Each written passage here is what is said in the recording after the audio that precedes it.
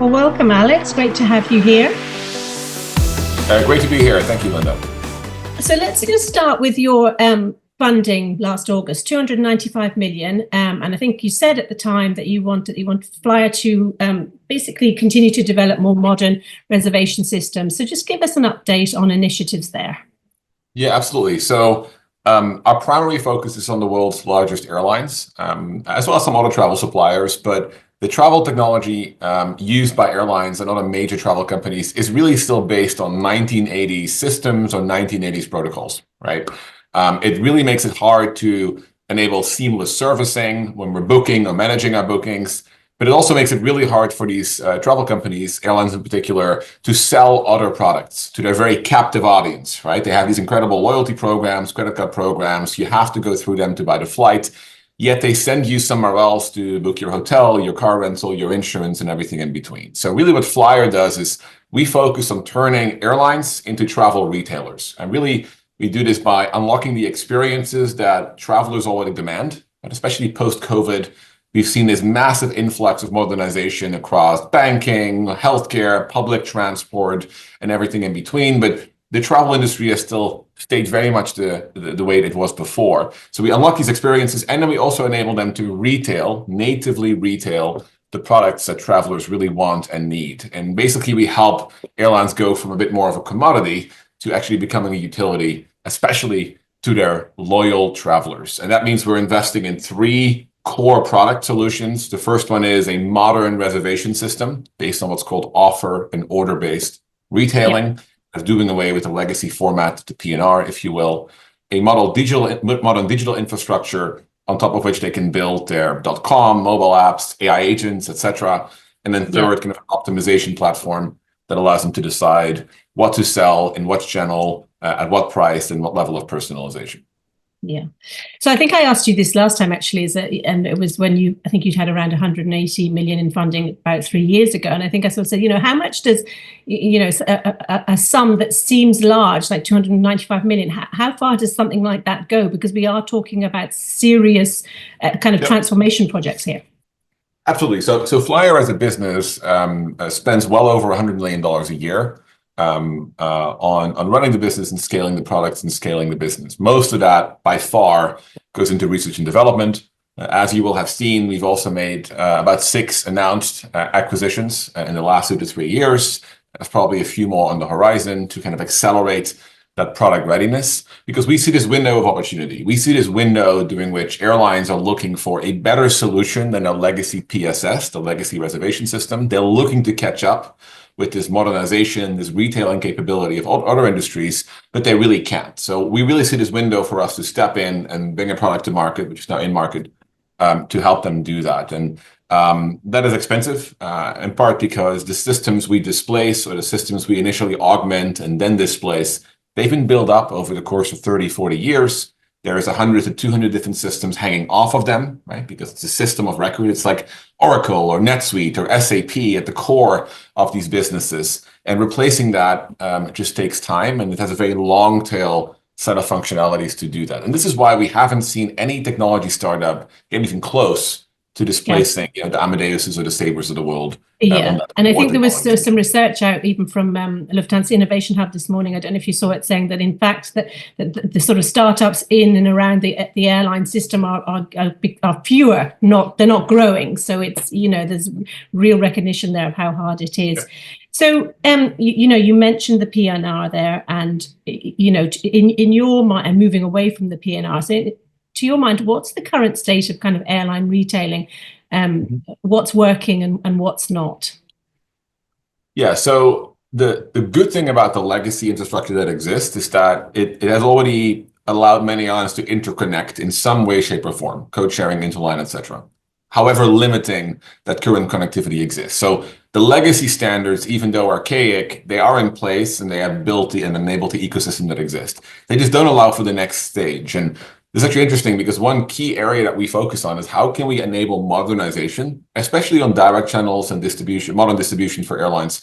How can we enable that while remaining completely backward compatible with everything that exists today, both downstream systems internally, as well as distribution partnerships, as well as code share interline partnerships. And that's really important to what we do. So we call that the legacy translator. a great example of this is, you might have seen one of our large customers is Riyadh Air, the new national airline of Saudi Arabia. They're backed by the Sovereign Wealth Fund, so they have the ability to really build for the future. They decided to not be the last airline and the last new airline on a PSS, but the first one to do it right from scratch effectively. But even there, they have announced tons of codeshare and interline partnerships with other airlines, from Saudia to Turkish to Singapore to Delta Airlines in the US.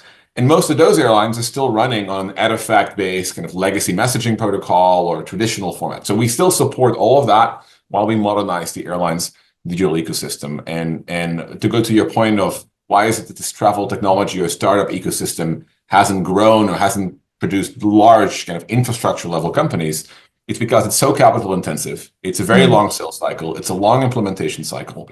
And most people just don't have the ability to kind of see all the way through the end of that tunnel effectively in the displacement process. Two quick follow-ups there. Talking about Riyadh, it's interesting, isn't it? Because they're also signed partnerships with some of those legacy players in the last couple of weeks. So is that to you recognition that you just have to continue to have these partnerships on all sides, new, old, and somewhere in the middle? Yeah, absolutely. And one thing that we do really well, I believe, for airlines like Riyadh Air is we help them abstract the problems of a legacy world of PNRs, ENDs, tickets, artifact protocols. We abstract all of that away. So to us, to our system, they only speak in modern offer order-based retailing. So NDC and IATA one order. We deal with all the translation and communication to these legacy partners, right? So we deal with the artifact and we deal with the NDC aggregation beyond that point. So the airline no longer has to spend 9 to 18 months to set up and then manage a partnership on this legacy infrastructure. We deal with all of that for them, because the reality is an airline does not want to regress in the capability they have. They only want to grow it. So we have to support what exists today and then allow them to go beyond that without them having to think actively about supporting that legacy world. We deal with all of that for them. So kind of just going back to the original question about, what to you is the current state of airline retailing, because it seems sometimes from the outside looking in that we talk about it and there doesn't seem to be much progress. Yeah. And then all of a sudden, somebody has sold a bag and a seat or something. It's a bit more advanced than that, but it's not a lot more advanced than that. So in your mind, where are we? And is it going to be another 10 years? Well, so fundamentally, there are a few challenges that have caused things to move slowly up until now. First of all, when you are one of the large players in this ecosystem that controls these reservation systems and you're making very good money, right, tens of millions of dollars a year on those systems on the back of an investment that was made effectively a decade ago, fundamentally, you don't have necessarily the best incentive to go and modernize your own system when there are no alternatives, right? You have a great lock-in with the customer. You can just force them to do a 5 or 10-year renewal. And we've seen that a lot during COVID and even now. So that's one reason why the incentive to innovate for the very few incumbents that exist is rather small, or at least to innovate at pace. That's number one. Number two, going to the system itself, with everything still being built on PNRs and tickets, right? Those core systems, those systems of records, they don't understand other products. Whether that is a new ancillary product, and I'll make this up, but like, let's say bottle service, right? On board, you bring your own champagne from the duty free and you have it, uncorked on the plane. I'm making this up as an example.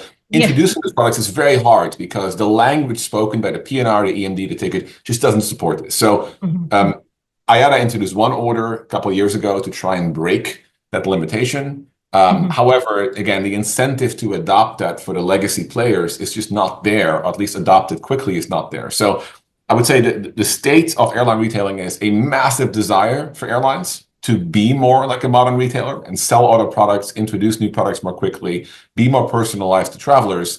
But the underpinning constraint continues to be those legacy systems. And that's why Flyr said, okay, let's just go and build this thing from scratch, do it right, and spend hundreds and hundreds of millions of dollars getting there 3-4 years ahead of the legacy industry being able to do so. And Riyadh Air is a great example of that. However, we will be announcing other partnerships later this year with airlines on a traditional PSS that are starting to make the move to Flyr, because we recognize that many other airlines out there will say, well, Riyadh Air is a new carrier. They have no limitations. They don't have right, the exactly. bag. And they've stood on stages and said that, we don't have that baggage, Exactly. so we can, Exactly. And we will prove later this year that that's not true. We actually have a way for airlines to transition. We will deploy our system alongside the PSS. We do a full synchronization between PNRs and inventory and all the good stuff.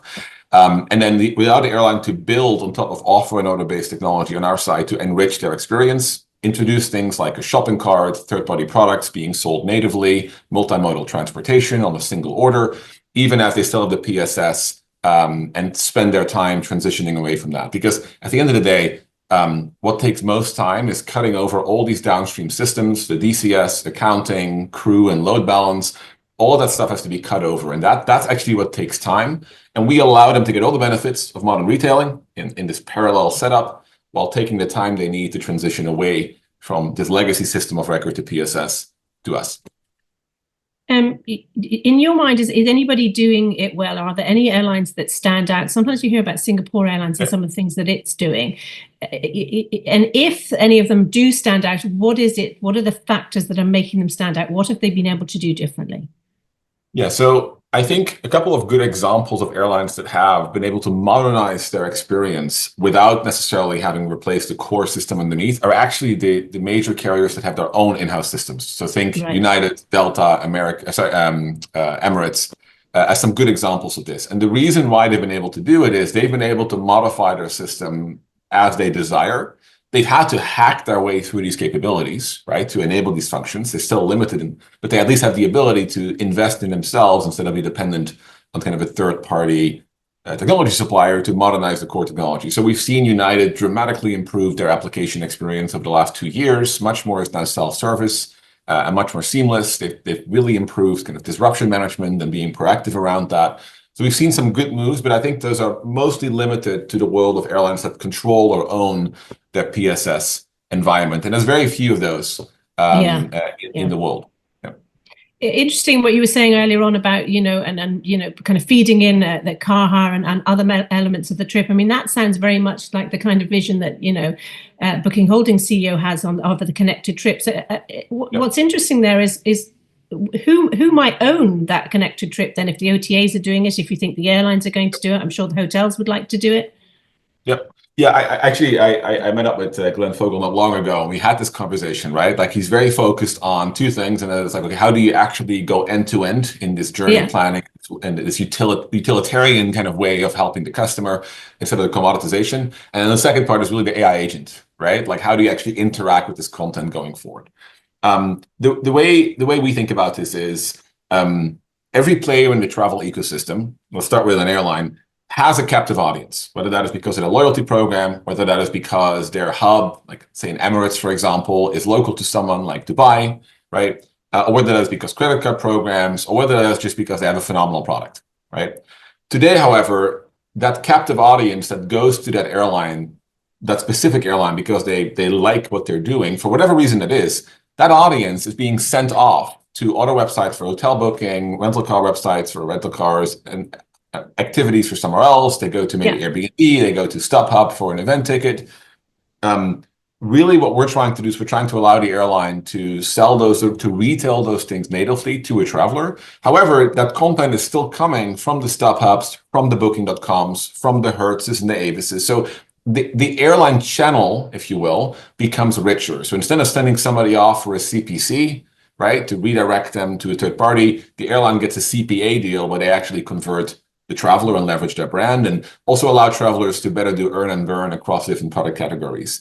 So I think the airlines will become much more competitive with the Expedias of the world, with the Booking.coms, etc., just because they are starting to offer all those products natively. That doesn't mean those products don't come from those suppliers. It just becomes a richer channel, a more native, rich channel for third-party travel content to be sold through. And again, given the airlines' strength of the loyalty program, which in many cases one can argue is more valuable than the actual airline operation itself, it makes a lot of sense for airlines to give travelers that access to content and create a better experience in the process. Well, just one further question before we switch focus here. Yeah. What do you think is the biggest kind of remaining issue when it comes to modernizing airlines? Is it getting your data in order? Is it mindset? Is it the legacy tech? Is it resources? Is it a combination? Yeah, so I think most airlines are well aware that they are not software companies. Yeah. And as such, they are mostly focused on maintaining what they've got and working with third parties like ourselves to modernize what's coming next. So I think that's not the issue. So I don't think the resourcing or the technology constraint is the biggest issue from a people perspective, because airlines will procure with companies like us. I think the biggest challenges are, like we said earlier, the legacy constraint, right? And the switching cost and the switching risk of moving highly operational technology that is managing millions of passengers today, right, to a new system, and the fear of that.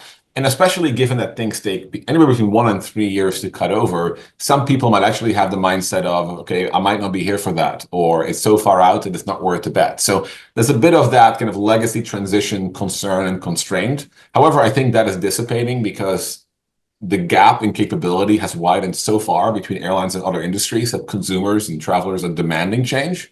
So I think that's a bit one part of it. And then I think the other part is airlines have gotten operationally so used to doing things the way they've been doing them that there's a bit of a mental constraint, if you will, around thinking about doing things differently, right? Like, what if you have no tickets? What if you have no traditional revenue accounting? What if you move away from the PNR? What if delivery, like DCS, moves to like modern delivery solutions? Like, but I think companies like Accenture and IBM are doing a fair job at like starting to change the mindset as an integrator. But those are all constraints that I think keeping people back. But fundamentally, travelers have demanded and are demanding change. I think that is the primary driver of people looking past those historical constraints not to do something. And we're actually starting to see a very large number of RFPs and engagements come out right now to modernize the airline's retailing environment. I wanted to talk a little bit about AI. Everybody now is, kind of all of a sudden in the past couple of years become AI powered or AI driven. What's been the biggest impact of AI on Flyr so far? Yeah, so we started as an AI company in the revenue management and pricing space. Our very first product was focused on revenue management, pricing optimization. We have customers like Virgin Atlantic using our models to optimize ancillary products. Same thing at Azul. We worked with Air New Zealand for a very long time to optimize their whole network pricing, for example. So we started in the AI space. However, as Flyr shifts more and more towards modern retailing enablement, the role AI plays is going to change a little bit. So I think there's two primary things that we are planning for. The first one is the interface through which we book as travelers, or the channel, is going to dramatically change. We're going to go from an airline.com to maybe in 3 to 5 years from now, speaking to ChatGPT or a native next generation Siri to help us book things. Yeah. So the API, effectively the API layer to which these agents speak, is becoming more and more important. So we're really focused on investing in that connectivity layer that allows for a very sophisticated, find, search, shop, manage kind of experience, independent of what the channel looks like. I do still think that consumers really like comparing travel content, and there's a bit of a trust issue where if I ask an AI agent to produce a recommendation for something, I'm not certain if I get the best deal, if I get the best content. So there will always be kind of the shopping and exploration context, but we're really optimizing for the AI agent and interface side. And then the second part that's going to get really interesting is as airlines and as the travel ecosystem starts cross-selling its products much more, right, natively, you're going to deal with real-time negotiation between agents. So that might be an airline negotiating real time at booking.com on what is the price for a hotel room, and then in turn discounting the airline ticket because the hotel room is higher margin. So you're going to also see agents negotiate together between different suppliers to jointly end up with a deal for a customer that ends up converting. So, and we're building for that future, right? On the interface layer, AI agents, and as well on the kind of back office negotiation layer, that is agents as well. So that's where I think we will see things going in the next few years.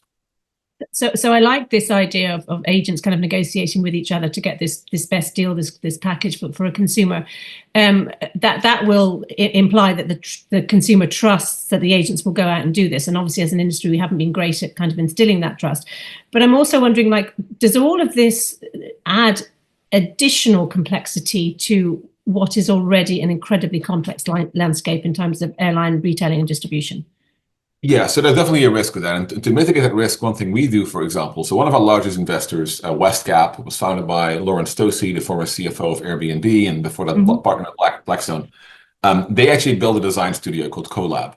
And when we engage with an airline, we actually involve the Colab team, and we actually think through what is going to be the reference experience of a traveler going forward. So we actually think through how does the technology get deployed? How do you actually deploy a shopping cart in an airline environment, right? How do you actually allow people to do multimodal and to shop across content? How do you allow people to shop the same way during their trip and add things to their order as they did in the original booking? So we completely recognize that challenge, and this is why we're involving really, really great experts. These guys are all ex-Airbnb designers primarily, right? They've reinvented a lot of things relative to traditional airlines and hotel sales to help us think through those things with an airline. I do think that the trust question with AI agents will completely depend on how much trust people end up putting in their agent, right? How well does it know me?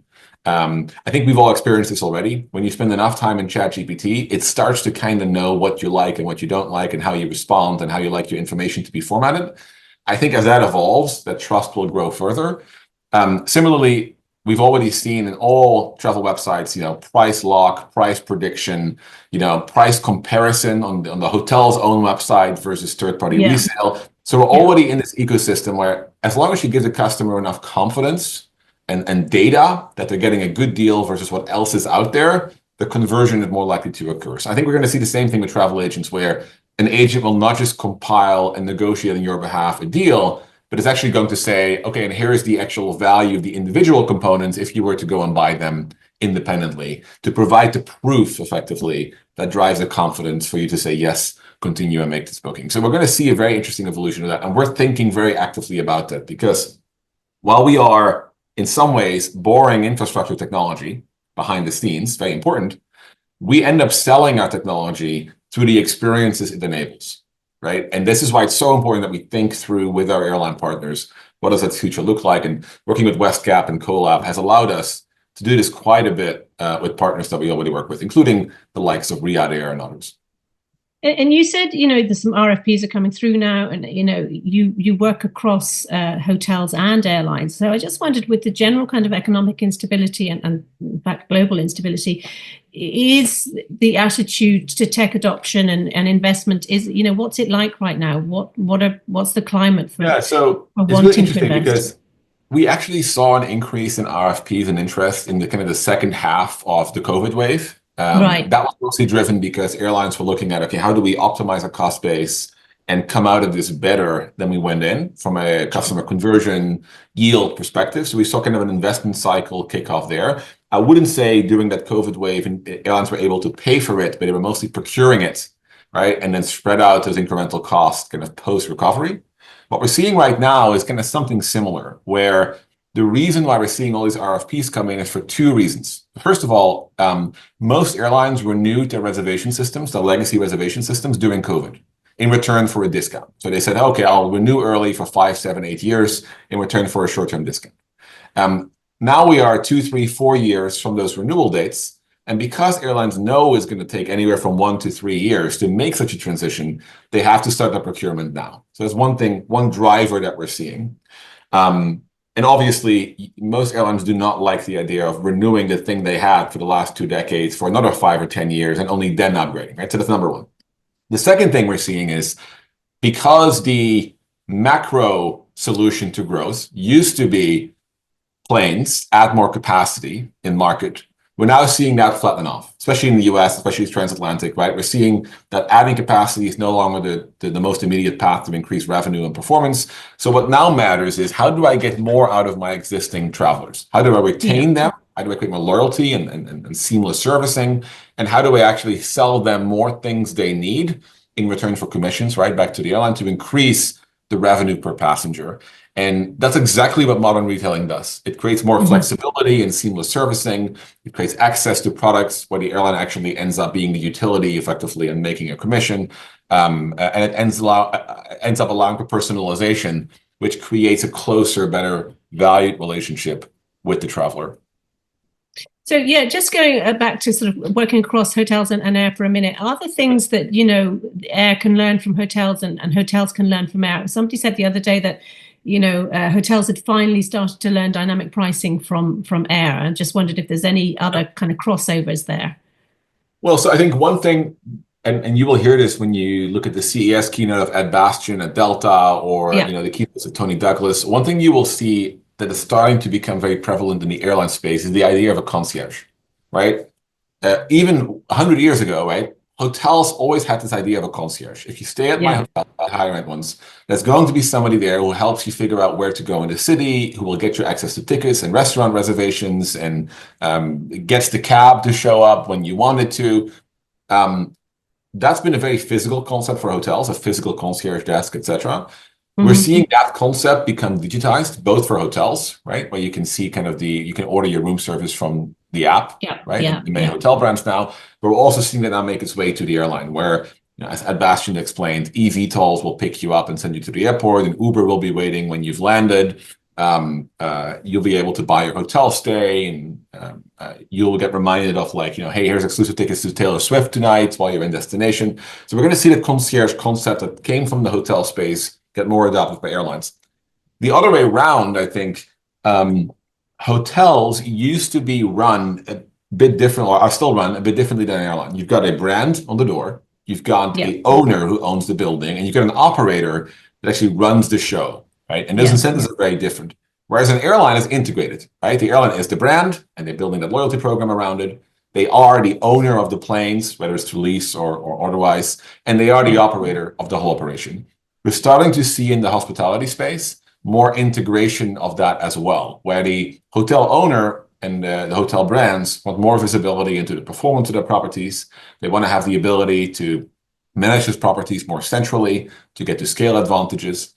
So we're seeing kind of some of that consolidation of, like, brand ownership and operating that we saw in airlines come a bit more towards the hotel brands. And we're seeing the concierge experience that has been very common in hotels to become more of a thing for airlines in a digital form, especially. So here you are operating a relatively new company in the space, as I said before, a complex environment. You know, what would you say your greatest challenges are as a CEO? Yeah, so there's a couple of ones. There's the industry ones, we kind of touched on those, right? Long sales cycles, long implementation cycles, but we're very comfortable with those because you're talking very large contracts and very mission critical systems. So economically, that makes sense if you're able to get through that effectively, and we are. It's number one. Number two is build versus buy on the product, right? There is an ecosystem of travel technology providers out there. We are not looking to do everything under the sun ourselves. We are actually forging a lot of partnerships to be the core system of record and the core orchestrator, but then plug in other players along the lines. And a great example is at Riyadh Air, right? We work very closely with companies like Inc., which is a DCS and delivery provider. We work with certain order accounting providers that are doing the order accounting side. We work with Sabre, which is also a competitor of ours, right, on some of the optimization layer. So really, how do we build that ecosystem? Well, we play a critical role, but we can involve everybody else in a way that the traditional vendors did not do, right? They were very closed ecosystems. So how do we build that ecosystem? That's something we do. And operationally, of course, we're a company with well over 700 people these days across the world. And of course, you deal with operational challenges that everybody else deals with, right? From, you know, remote work versus in-office work, the fact that we have a global customer base, and there's lots of travel and geographies involved in general. So that's just operational scale. However, we have a really great executive team. We have great people in the company from the industry and from beyond. And there's a reason why we've been able to get as far as we have, and that is because we've been able to attract the capital, build the product, and secure the customers on the back of a team that is able to execute. And so I'm feeling very, very confident in our future. I believe that we are 3 years ahead of incumbent players to provide modern retailing to our customer base. And we're going to try and capitalize on that in the months and the years to come. And we're very confident in the outcome from that. Okay, so just one final question here. When we talk again in 2 years' time, what are you confident will have changed when it comes to airline retailing? And what are you confident will have changed when it comes to kind of hotel modernization, digitalization? Well, I can speak for the customers that we have, will have by that point in time. But your airline experience will be one of truly utility instead of commodity. So you can actually trust the brand, the loyalty program, the credit card programs to be there for you throughout your whole journey, from initial exploration through booking, through servicing, and through in-destination access to whatever you need. I think that's one thing you will see. So you'll see airlines be more like an Expedia, and less like, just the seller of the flight content. That's one thing we'll see. I think from an ecosystem perspective, you will see less point-to-point connectivity from one PSS to another for code sharing and interline. I think we're going to see an abstraction layer form where airlines or airline groups are going to centrally aggregate their content and information. And I'm not referring to the GDS, and I'm not referring to NDC aggregators, right? So we're going to see different points of aggregation in the industry. And I think the other thing that we'll have seen in 2 years from now is we will have seen at least the beginnings of shifting from a physical UI and interface run by the airline to an AI agent-based interface that could be on ChatGPT. It could be your agent in your phone negotiating on behalf of somebody else. We're going to have seen that shift already, and we're ready for that. By making sure we can focus on that API infrastructure layer instead of just the UI layer itself. So those are some of the changes that we would expect to have seen in 2 years. And then Flyr as a company, by that point in time, we will be well established, well in market, with major airline brands powering the spine of their IT ecosystem. Will be financially very performant by that point in time, and arguably still ahead of what others are able to enable. And a final thought on hotels?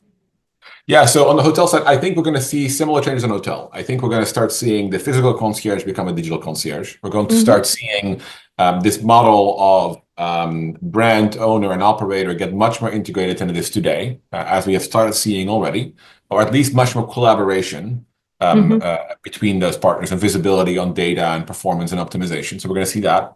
But I do believe that what we're doing and what we discussed in an airline realm is something we're going to start seeing in every major vertical, from airlines to hotels to cruise lines to railway companies and in between. And we as Flyr plan to play in that realm, in those different segments of the travel industry over time. And we're actually building our technology in order to support that downstream already.